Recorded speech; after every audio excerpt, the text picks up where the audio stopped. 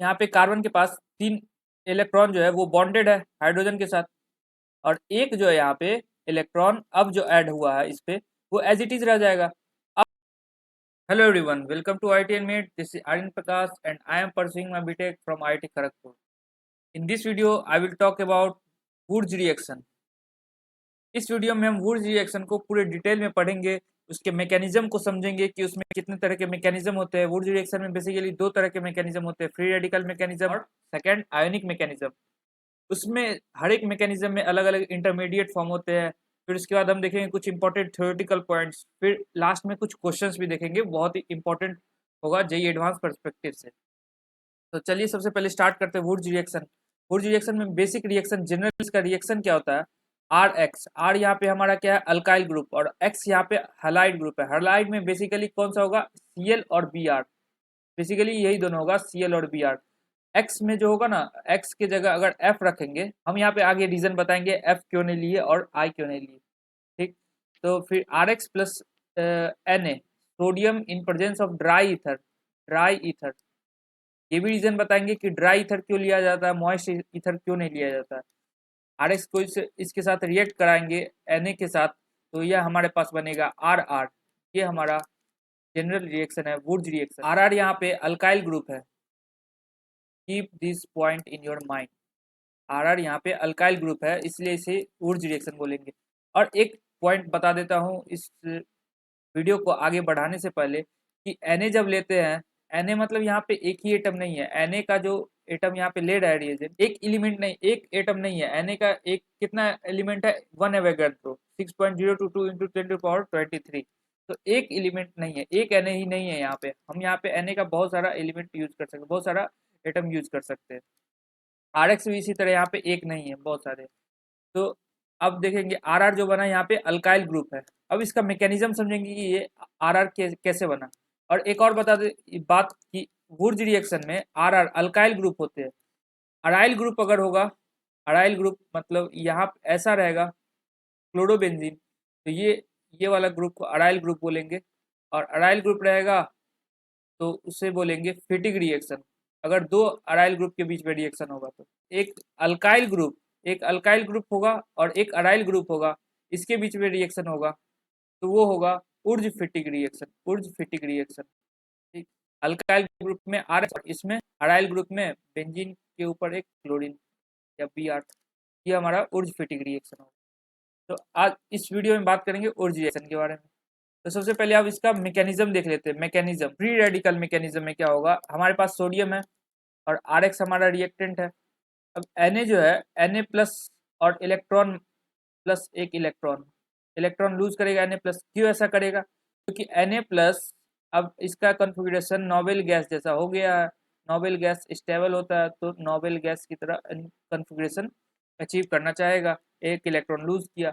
अब ये electron nucleophile की तरह काम करेगा, न्यूक्लियोफाइल, न्यू माइनस न्यूक्लियोफाइल, इस पे आर पे अटैक करेगा बैक साइड से, और एक्स को इधर से निकालेगा। लिविंग ग्रुप एक्स यहाँ पे हमारा लिविंग ग्रुप है, तो इलेक्ट्रॉन यहाँ पे इसे निकाला आर को, ये हमारा SN2 रिएक्शन हो गया आर पे। अब यहाँ पे देखेंगे एक्स जो निकलेगा, लिविंग ग्रुप का डिफिनेशन में आपको बताया था कि लिविंग ग्रुप जब निकलता है एटम को छोड़ के, तो ये अपना इलेक्ट्रॉन साथ साथ ये बगल वाले एटम का भी इलेक्ट्रॉन, जिसके साथ बॉन्डिंग में शेयर वाला इलेक्ट्रॉन जो है, उसे भी लेके निकल जाता है। ठीक है, तो इसलिए इस पे 2 इलेक्ट्रॉन आ चुका है, तो ये लिविंग ग्रुप 2 इलेक्ट्रॉन लेके निकल जाएगा। तो आर पे क्या बचेगा, आर पे आप देखेंगे यहाँ पे कि एक इलेक्ट्रॉन का कमी हो चुका है, क्योंकि आर के पास ये अल्काइल ग्रुप है। तो अल्काइल ग्रुप में ये कार्बन का बात करें, कार्बन, तो ये इस कार्बन पे अब 3 ही इलेक्ट्रॉन बचा, और एक इलेक्ट्रॉन बैक साइड से आ रहा है। तो एक इलेक्ट्रॉन यहाँ पे कार्बन के पास 3 इलेक्ट्रॉन जो है वो बॉन्डेड है हाइड्रोजन के साथ, और एक जो है यहाँ पे इलेक्ट्रॉन अब जो ऐड हुआ है इस पे वो एज इट इज रह जाएगा। अब क्योंकि minus charge, negative charge, organic chemistry में निगेटिव चार्ज मतलब 2 इलेक्ट्रॉन, ये ध्यान में आपको रखना। ऑर्गेनिक में निगेटिव चार्ज जहाँ पे है C माइनस, इसका मतलब C के पास यहाँ पे 2 इलेक्ट्रॉन। ठीक, अगर यही बात इनऑर्गेनिक में हो रही होगी, इनऑर्गेनिक में जैसे Cl माइनस देख लेंगे, तो इसके पास एक इलेक्ट्रॉन इंक्रीज है, एक इलेक्ट्रॉन यहाँ पे माइनस का मतलब एक इलेक्ट्रॉन। ये मुझे बहुत कंफ्यूज करते थे अपने जेई के टाइम में, तो यहाँ पे आपको डाउट अब नहीं आना चाहिए। कि उस ऑर्गेनिक केमिस्ट्री जब बात करेंगे तो नेगेटिव मतलब 2 इलेक्ट्रॉन, इनऑर्गेनिक की बात कर रहे होंगे तो 1, नेगेटिव मतलब 1 माइनस चार्ज मतलब 1 इलेक्ट्रॉन। अब यहाँ पे एक इलेक्ट्रॉन अनपेयर्ड है, तो ये जो हो गया हमारा, इसे ही बोलेंगे फ्री रेडिकल, फ्री रेडिकल। और दूसरा फिर इसके बाद एक फिर Na लेंगे, क्योंकि Na तो हमारे पास एक नहीं है, बहुत सारे Na है। Na फिर एक लेंगे, फिर Na प्लस में लूज करेगा, फिर इलेक्ट्रॉन, और फिर इसी तरह R के साथ, R को बैक साइड से अटैक करेगा, X निकालेगा, फिर एक रेडिकल बन गया। तो एक रेडिकल यहाँ से और एक रेडिकल यहाँ से, तो दोनों रेडिकल, एक रेडिकल रेडिकल मिलके एक बॉन्ड बना लेगा, एक इलेक्ट्रॉन इसका एक इलेक्ट्रॉन इसका मिलके एक बॉन्ड बना दिया, तो ये बन गया हमारा अल्केन ग्रुप।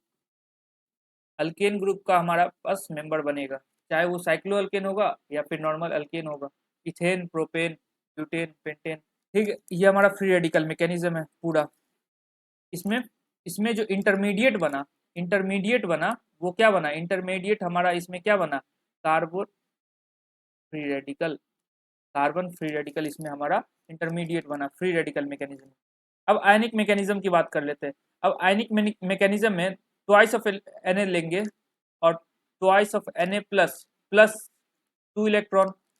अब ये 2 इलेक्ट्रॉन आर एक्स पे अटैक करेगा, आर पे अटैक करेगा बैक साइड से, एक्स इधर निकलेगा लिविंग ग्रुप। अब यहाँ पे 2 इलेक्ट्रॉन अटैक किया यहाँ पे, तो अब देखेंगे 3 वैलेंसी हाइड्रोजन के साथ बॉन्डेड है। अब यहाँ पे 2 इलेक्ट्रॉन आ चुका है, तो 2 इलेक्ट्रॉन अभी जस्ट बताया, 2 इलेक्ट्रॉन आया, इसका मतलब निगेटिव चार्ज, नेगेटिव चार्ज आ चुका है आर पे। आर एक्स है कंपाउंड, बहुत सारा है ना रिएक्टेंट लिए हुए आर एक्स, तो आर एक्स पे फिर बैक साइड से अटैक करेगा आर माइनस, और एक्स इधर निकालेगा, SN2 मैकेनिज्म, आर आर में बॉन्ड बन गया। इसमें जो बना हमारा आर, आर यहाँ पे अल्काइल ग्रुप है, तो सी माइनस, ये हमारा क्या बन गया, सी हमारा सी माइनस। आर क्या है, बेसिकली आर अल्काइल ग्रुप है, आर को डिनोट करते हैं अल्काइल ग्रुप से, जैसे CH3 हो गया, CH3 हो गया, C2H5 हो गया। इस तरह से हम जो इसको जनरलाइज फॉर्म में डिनोट करते हैं इसे ही बोलते हैं आर। तो सी माइनस इसमें क्या बना, कार्बन एनायन, इंटरमीडिएट क्या बना, कार्बन एनायन। तो आपसे कोई पूछेगा वुड रिएक्शन में क्या क्या इंटरमीडिएट, कौन सा इंटरमीडिएट बनता है, तो यहाँ पे आप दोनों इंटरमीडिएट बोलेंगे, एक तो कार्बन फ्री रेडिकल और एक कार्बन एनायन। अगर आयनिक मैकेनिज्म से जा रहा है तो कार्बन एनायन बनेगा, फ्री रेडिकल मैकेनिज्म से जा रहा है तो फ्री रेडिकल इंटरमीडिएट बनेगा। तो इस तरह से हमारा मैकेनिज्म चलेगा। अब बात करते हैं कॉम्बिनेशन एंड डिस्प्रोपोर्शनेशन रिएक्शन की। ये बहुत ही इंपॉर्टेंट पॉइंट है। डिस्प्रोपोर्शनेशन रिएक्शन मतलब रिड्यूस भी हो रहा है और ऑक्सीडाइज भी हो रहा है। तो डिस्प्रोपोर्शनेट कब होगा, जब फ्री रेडिकल 3 डिग्री होगा। 3 डिग्री, या ये कार्बन 3 डिग्री रेडिकल है, क्योंकि ये 3 कार्बन के साथ बॉन्डेड है, this carbon and this carbon, तो ये 3 डिग्री रेडिकल हो गया। अब यहाँ पे देखेंगे कि और भी इस कार्बन, ये सारा कार्बन हाइड्रोजन के साथ बॉन्डेड है। हम यहाँ पे वैलेंसीज नहीं दिखा रहे हाइड्रोजन के साथ, वो आपको खुद समझना होगा कि हाइड्रोजन के साथ बॉन्डेड है। अब देखेंगे कि डिस्प्रोपोर्शनेशन रिएक्शन में क्या होता है। एक तो देखेंगे यहाँ पे इसका रेडिकल मिलके बॉन्ड बना लेगा, तो इसे जब ये दोनों रेडिकल मिलके जब बॉन्ड बनाएगा, ये जो रेडिकल मिलके बॉन्ड बनाएगा, तो इसे बोलेंगे कॉम्बिनेशन रिएक्शन, कॉम्बिनेशन रिएक्शन। लेकिन ये 3 डिग्री रेडिकल है, 3 डिग्री रेडिकल में डिस्प्रोपोर्शनेशन रिएक्शन फेवर करेगा। तो इसमें क्या करेगा, ये फ्री रेडिकल इस हाइड्रोजन को अप्रोच करेगा, ये हाइड्रोजन के साथ बॉन्ड बना लेगा, ये हाइड्रोजन यहाँ से निकलेगा, तो यहाँ पे ये हाइड्रोजन अपना इलेक्ट्रॉन लेके निकलेगा, लिविंग ग्रुप की तरह नहीं, यहाँ पे हाइड्रोजन यहाँ निकला यहाँ से, तो अपना इलेक्ट्रॉन लेके निकला, तो इस कार्बन के पास एक इलेक्ट्रॉन बच चुका है, इस वाले कार्बन के पास एक इलेक्ट्रॉन बच चुका है। तो ये इलेक्ट्रॉन, अब देखेंगे ये वाला हाइड्रोजन इसके साथ बॉन्ड कर बन जाएगा, तो ये वाला कंपाउंड कैसा बन जाएगा, ऐसा सिंपल, ये अल्केन बन गया, अल्केन। और इधर क्या, ये वाला कंपाउंड कैसा बन जाएगा, क्योंकि इस इस कार्बन इस कार्बन के पास एक रेडिकल है और इस कार्बन के पास एक रेडिकल है, ये कार्बन के पास पहले से रेडिकल है ना, तो और इधर हाइड्रोजन वाला, हाइड्रोजन जब निकलेगा तो एक इलेक्ट्रॉन बचेगा इस कार्बन का, तो एक रेडिकल, तो ये इसके साथ बॉन्ड बना लेगा, तो यहाँ पे बेसिकली बन गया डबल बॉन्ड, तो ये बन गया हमारा अल्कीन। इसे ही बोलेंगे डिस्प्रोपोर्शन रिएक्शन। तो क्या कंसेप्ट आपको ध्यान में रखना है कि जब 3 डिग्री रेडिकल रहे तो डिस्प्रोपोर्शनेशन रिएक्शन को फेवर करेंगे, डिस्प्रोपोर्शनेशन रिएक्शन को। ऑर्डर क्या होगा, 3 डिग्री रेडिकल में डिस्प्रोपोर्शनेशन रिएक्शन, फिर 2 डिग्री, फिर 1 डिग्री। तो 1 डिग्री में कौन सा होगा, कॉम्बिनेशन रिएक्शन 1 डिग्री को फेवर करेगा, 1 डिग्री, 2 डिग्री, देन 3 डिग्री। इन सब के बावजूद, in spite of this, we should remember temperature. Temperature factor को हमको रिमेंबर रखना होगा, क्योंकि जेईई एडवांस में टेम्परेचर बेसिस पे भी क्वेश्चन आ सकते हैं। अगर टेम्परेचर ज्यादा होगा तो वो directly proportional to disproportionation reaction, temperature directly proportional to disproportionation reaction होता है और inversely proportional to combination reaction. अगर टेम्परेचर ज़्यादा दिया रहेगा, आप वो देखेंगे, आपको देखना होगा, वो आपको बार बार इंडिकेट नहीं करेंगे, एक जगह लिख देंगे, आपको वहाँ पे देखना होगा कि टेम्परेचर अगर ज़्यादा है तो वो डिस्प्रोपोर्शनेशन रिएक्शन को फेवर करेगा इंस्टेड ऑफ कॉम्बिनेशन रिएक्शन, और 1 डिग्री रहेगा तो कॉम्बिनेशन रिएक्शन, और 3 डिग्री रेडिकल रहा तो डिस्प्रोपोर्शनेशन रिएक्शन फेवर करेगा। डिस्प्रोपोर्शनेशन रिएक्शन में क्या बनेगा? कंपाउंड, एक अल्केन बनेगा, एक अल्कीन बनेगा। तो आई होप कि ये कंसेप्ट आपको समझ आ गया होगा कॉम्बिनेशन और डिस्प्रोपोर्शन रिएक्शन का। अब बात करते हैं कुछ important points regarding Wurtz reaction. तो सबसे पहले पॉइंट है कि methane can not be prepared by Wurtz reaction. Wurtz reaction में मीथेन कभी फॉर्म हो ही नहीं सकता, क्योंकि अभी आपको बताए थे कि ये कम से कम 2 कार्बन के साथ मिलके बनेगा। जैसे CCl, सपोज CH3Cl है एक कंपाउंड, सिंपल क्लोरोमीथेन। अगर Na और ड्राई ईथर इसमें रखा जाए तो ये एक रेडिकल CH3 इधर रेडिकल बनेगा, फिर इसी कंपाउंड का एक रेडिकल मिलके एक बनाएगा, तो इवन नंबर हमेशा बनेगा। तो मान लीजिए अगर एक कार्बन लिया गया तो एक कार्बन मिलके 2 कार्बन वाला कंपाउंड बनेगा, इवन नंबर आया। मान लीजिए 2 2 लेके बनाया तो 2 2 लेके बनाया तो 4 कार्बन, फिर थी तो 2 ऑड को जब ऑड ऐड करते हैं तो हमेशा इवन आता है, और 2 इवन को भी ऐड करते हैं तो हमेशा इवन आता है। तो मीथेन कभी बन ही नहीं सकता है उर्ज रिएक्शन में, ठीक है। अब बोलेंगे प्रोपेन कैसे बनेगा? हमेशा तो इवन नंबर बन रहा है। तो प्रोपेन बनाने के लिए हमें 2 डिफरेंट अल्काइल हैलाइड लेने पड़ेंगे, एक तो CH3Cl और एक CH2C2H5Cl, ये लेंगे तो हमारा प्रोपेन बनेगा। तो तो यहाँ पे थर्ड पॉइंट में देखेंगे इस पॉइंट को, use ether must be dry. Use ether, हमारा जो ड्राई ईथर, वह अभी हम बता रहे थे कि ड्राई ईथर लेंगे। अगर ड्राई ईथर नहीं लेंगे, मॉइस्ट ईथर लिए, तो मॉइस्ट मतलब वाटर, जहां पे मॉइस्ट वहां पे वाटर। अब Na जो है वाटर के साथ रिएक्ट कर जाएगा और क्या बना देगा? NaOH, sodium hydroxide. अब ये NaOH Na plus OH minus में टूट जाएगा और RX के साथ ये OH माइनस बैक साइड से अटैक करेगा SN2, और X इधर निकालेगा, न्यूक्लियोफिलिक सब्स्टिट्यूशन रिएक्शन, ROH बना देगा और NaX बनेगा कंपाउंड। तो हमारे पास अल्केन नहीं बना, वुर्ज रिएक्शन ये फॉलो नहीं किया, ये ROH बन गया, अल्कोहल बन गया हमारे पास, इसीलिए हम मॉइस्ट नहीं लेते हैं, समझे। फिर थर्ड पॉइंट बात करते हैं, if two different types of alkyl three different product will be formed and cross product will be measured. अभी जस्ट यहाँ पे मैं बता रहा था कि 2 डिफरेंट अल्काइल हैलाइड यहाँ पे लिए, एक CH3Cl एक C2H5Cl, 2 डिफरेंट अल्काइल हैलाइड हो गए। जब ये दोनों रिएक्ट करेंगे तो एक तो CH3 इसका ये अपने कंपाउंड के साथ बनाएगा तो CH3 ये वाला बनेगा, एक ये खुद अपने कंपाउंड के साथ बनाएगा C2H5 और एक C2H5 तो ये बनाएगा अपने साथ एक ब्यूटेन बना देगा और इधर बना देगा इथेन। लेकिन प्रोपेन जो बनेगा वो मेजर में बनेगा, क्योंकि ये इसका रेडिकल और इसका रेडिकल, CH3 का रेडिकल और C2H5 का रेडिकल मिला के CH3 और C2H5 बनाएगा, ये हमारा प्रोपेन हो जाएगा। और ये जो होगा मेजर प्रोडक्ट होगा, मेजर, ठीक है। वैलेंसीज आप पूरा यहाँ पे कर लेंगे, वैलेंसीज आप हाइड्रोजन कम ज़्यादा है वो आप देख लेंगे खुद, मैं यहाँ पे कंसेप्ट बता रहा हूँ कि ये जो बनेगा वो हमारा मेजर बनेगा, क्रॉस प्रोडक्ट। C2H5 CH3 के साथ रिएक्ट करेगा, क्रॉस प्रोडक्ट ये बना, ये इसे बोलेंगे major product. If only one reactant is given, then even number carbon containing compounds alkane forms in good yields. अगर एक ही रिएक्टेंट है, सिर्फ एक ही CH3 ही है, तो ये हमेशा इवन नंबर बनाएगा। यहाँ पे अभी जस्ट डिस्कस किए थे, 1 1 रहेगा तो भी इवन बनेगा, 2 2 रहेगा तो भी इवन बनेगा। तो एक रिएक्टेंट जब रहेगा तो वो हमेशा इवन कार्बन कंटेनिंग कंपाउंड बनेगा, ठीक है। अब कुछ इंट्रामोलिकुलर वुर्ज रिएक्शन की बात कर लेते हैं। If more than one halogen atoms are present in a compound, then intramolecular Wurtz reaction will take place. Suppose ये हमारा कंपाउंड है और इसमें एक Cl इधर है, एक Cl इधर है। अब जब Na और सोडियम और ड्राई ईथर के साथ इसे रिएक्ट करेंगे तो ये क्लोरीन हटेगा, यहाँ पे एक रेडिकल बनेगा, ये क्लोरीन हटेगा, यहाँ पे एक रेडिकल बनेगा और रेडिकल रेडिकल मिलके बॉन्ड बना लेगा। तो क्या बनेगा? फाइनली साइक्लोप्रोपेन बनेगा। तो ये इसे ही बोलेंगे इंट्रामोलिकुलर वुर्ज रिएक्शन, क्योंकि एक ही मॉलिक्यूल के अंदर ही हो रहा है। मॉलिक्यूल के अंदर ही रिएक्शन हो रहा है। जैसे एक और एग्जांपल ले लेते हैं, ये हमारा कंपाउंड है, सपोज ये हमारा कंपाउंड है, इधर Cl लगा, इधर Cl लगा, फिर सोडियम और ड्राई ईथर इसमें डाले तो ये क्लोरीन इधर से हटेगा, यहाँ पे एक रेडिकल, ये क्लोरीन हटेगा, यहाँ पे रेडिकल, और ये दोनों एक दूसरे से ज्वाइन हो जाएगा। तो कंपाउंड कैसा बनेगा, 1 2 3 4 5 6, ये हमारा कैसा कंपाउंड बनेगा, ये एक बेंजीन साथ एक बेंजीन, ये हमारा कंपाउंड बनेगा।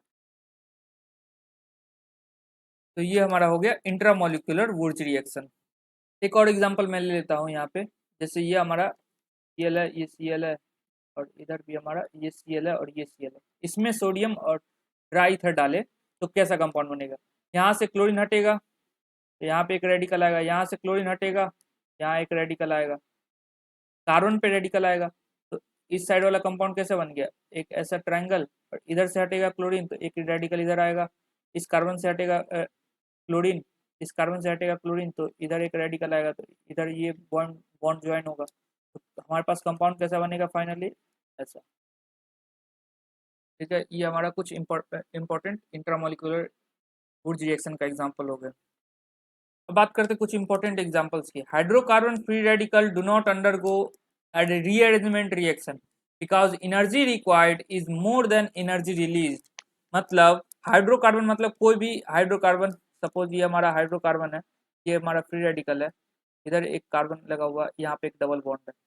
ठीक, अब देखेंगे कि ये जो एनर्जी रिलीज, यहाँ पे एक डबल बॉन्ड ऐसे शिफ्ट कर सकता है और यहाँ पे एक रेडिकल आ जाएगा, ये वाला रेडिकल इधर शिफ्ट हो जाएगा क्योंकि ये डबल बॉन्ड इधर शिफ्ट हो रहा है। ऐसा क्यों, क्योंकि इस कार्बन का जो इलेक्ट्रॉन है ये वाला, वो तो इसी कार्बन के पास है, जस्ट इस साइड आ गया, और ये एक रेडिकल मिलके एक बॉन्ड बना देगा, और इस कार्बन का जो ये रेडिकल है ये एज इट इज रह गया, तो ये कार्बन फ्री रेडिकल बन जाएगा यहाँ पे। तो ऐसा नहीं होगा, क्यों ऐसा नहीं होगा, क्योंकि इसमें इस प्रोसेस में एनर्जी हमको ज़्यादा देना पड़ेगा, energy required is more than energy release, मतलब एनर्जी जो रिलीज होगा उसके कंपेयर में हमें ज़्यादा एनर्जी ऐसा देना पड़ेगा, बाहर से एक्सटर्नल एनर्जी देना पड़ेगा। तो ऐसा हम चाहेंगे नहीं कि ये रिएक्शन हो, क्योंकि हमको बाहर से एनर्जी देना पड़ रहा है। But alpha hello free radical can rearrange because energy required is less than energy release. Alpha hello compound क्या हुआ, सपोज ये हमारे पास डबल बॉन्ड इधर है, और ये कार्बन है, ये कार्बन, ये कार्बन, कार्बन, ये हमारा एक्स ग्रुप लगा हुआ, ये हमारा एक्स ग्रुप, एक्स यहाँ पे हाइलाइट ग्रुप है। तो ये जो सी डबल बॉन्ड सी के बगल में जो कार्बन होता है इसे बोलते हैं अल्फा कार्बन, ये हो गया हमारा बीटा कार्बन, ये हमारा हो गया अल्फा कार्बन, ये हमारा हो गया बीटा कार्बन।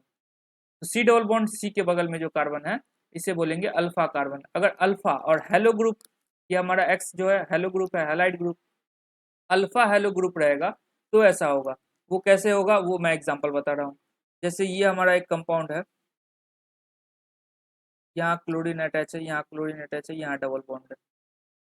तो इसमें जब सोडियम और ड्राई ईथर डालेंगे, ड्राई ईथर, तो क्या होगा, तो सोडियम और ड्राई ईथर डालेंगे तो यहाँ से क्लोरीन हटेगा, यहाँ पे एक रेडिकल बन जाएगा, बनेगा इधर एक रेडिकल, डबल बॉन्ड इधर है, डबल बॉन्ड इधर शिफ्ट करेगा, और तो यहाँ पे एक रेडिकल बन जाएगा। नेक्स्ट स्टेप क्या होगा, यहाँ पे डबल बॉन्ड शिफ्ट हो गया, यहाँ पे एक रेडिकल, यहाँ पे एक Cl, अल्फा हेलो ग्रुप है, ये अल्फा हेलो ग्रुप है, तो इसलिए ऐसा हो रहा है, डबल बॉन्ड इधर शिफ्ट कर रहा है। क्यों, अगर यहाँ पे अल्फा हेलो ग्रुप नहीं होता, अगर Cl इधर होता तो ये रिएक्शन नहीं होता इस तरह से, तो यहाँ से Cl डायरेक्ट इसे अटैच कर जाता। क्योंकि ये अल्फा हेलो ग्रुप है इसलिए यहाँ पे डबल बॉन्ड शिफ्ट हो रहा है। अब यहाँ से Cl आ गया और यहाँ से Cl फिर हटेगा, सोडियम ड्राई ईथर डालेंगे, यहाँ पे रेडिकल बन जाएगा, रेडिकल रेडिकल मिलके एक बॉन्ड बना लेगा। तो यहाँ पे हमारे पास कैसा कंपाउंड बन गया, एक डबल बॉन्ड इधर, एक डबल बॉन्ड इधर, ये हमारा फाइनल प्रोडक्ट हो गया। इसे ही बोलेंगे alpha hello free radical can rearrange required when energy required because energy required is less than energy release.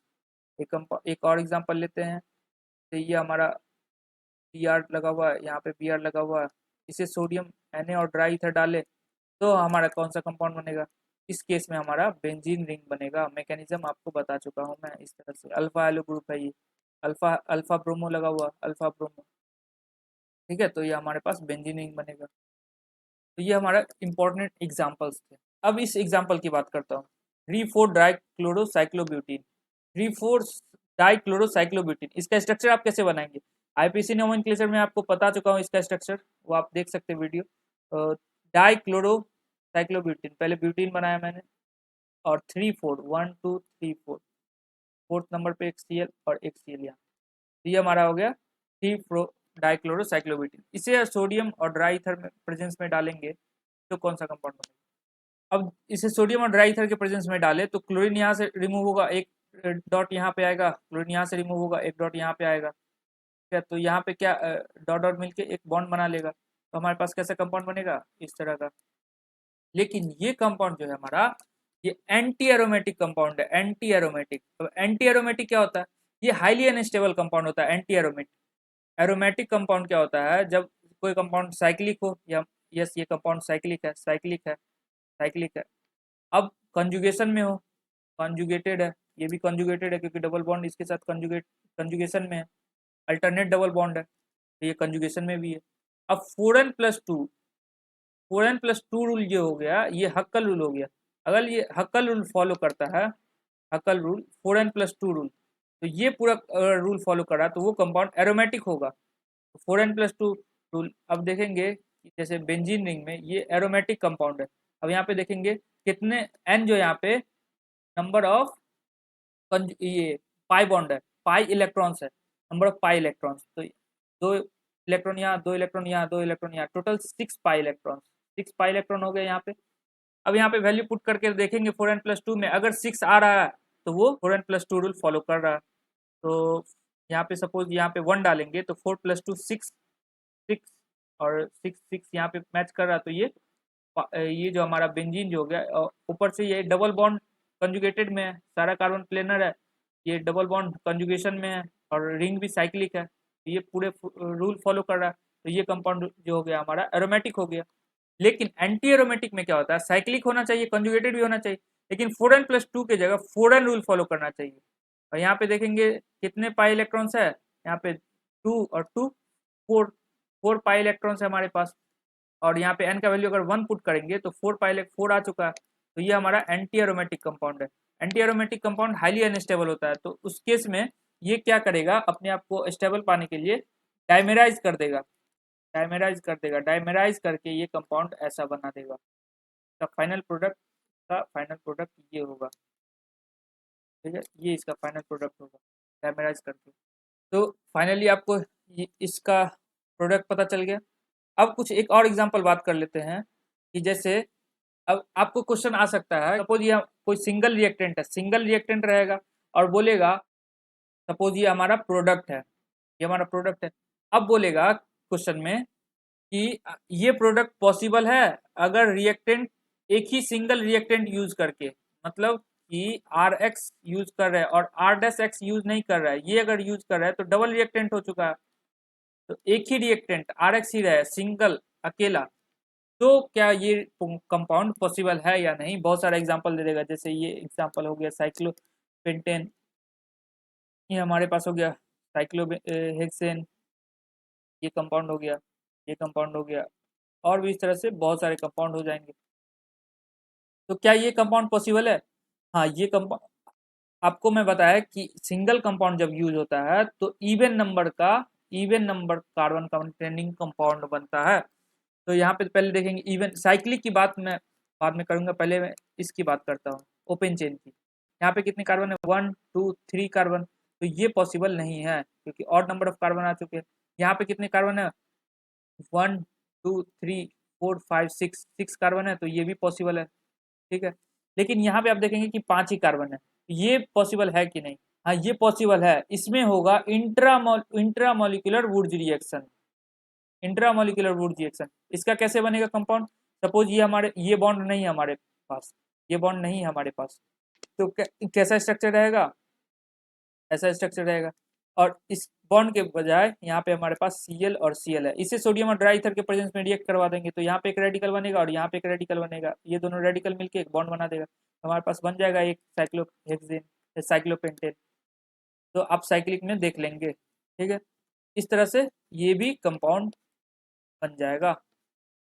ये क्वेश्चन लेने का मकसद था। अब मैं एक इम्पॉर्टेंट पॉइंट बताना चाहता हूँ आपको कि आप ये पॉइंट नोट कर लें कि 8 membered ring, 8 membered cyclic ring form नहीं होगा इंट्रामोलिकुलर वुड्स रिएक्शन से। अगर आपको एग्ज़ाम में ये दे दिया जाए 8 मेंबर का आपके पास रिंग है, क्या ये फॉर्म हो सकता है? तो आप नो करेंगे। ये इंटीजर टाइप के क्वेश्चन में आ सकते हैं। ध्यान में रखें कि ये कंपाउंड फॉर्म होंगे कि नहीं, कौन-कौन से कंपाउंड फॉर्म होंगे। तो 8 membered cyclic ring intramolecular would reaction से फॉर्म नहीं होगी। ठीक है? तो आपकी आई होप कि आपको आपके सारे डाउट क्लियर हो गए होंगे वुर्ज रिएक्शन के रिगार्डिंग। मैंने जितना हो सका उतना ट्राई किया कि आपके सारे कॉन्सेप्ट क्लियर हो जाए। पूरा मैंने मैकेनिज्म के साथ ले गया और फिर एग्जांपल्स भी कराए, कुछ इंपॉर्टेंट थ्योरेटिकल पॉइंट भी बताया मैंने। अगर आपको ये वीडियो अच्छा लगा तो आप इस वीडियो को लाइक कर सकते हैं, चैनल को सब्सक्राइब कर दीजिए ताकि इसी तरह के अच्छे-अच्छे टॉपिक्स मैं आपके लिए लेते आऊँ और इम्पोर्टेंट एग्जांपल्स, रिएक्शंस करवाते रहूँ ताकि आप जेईई एडवांस में जेईई एडवांस एग्ज़ाम को थोड़ा गियर अप कर सके, अच्छे स्कोर कर सके, थोड़े-थोड़े पॉइंट को मिस ना करके अच्छे स्कोर कर सके जेईई एडवांस एग्ज़ाम के लिए। और बने रहिए, अपने एग्ज़ाम की तैयारी करते रहिए, एग्ज़ाम बहुत करीब है। और thanks for watching the video, have a great day and see you in the next video.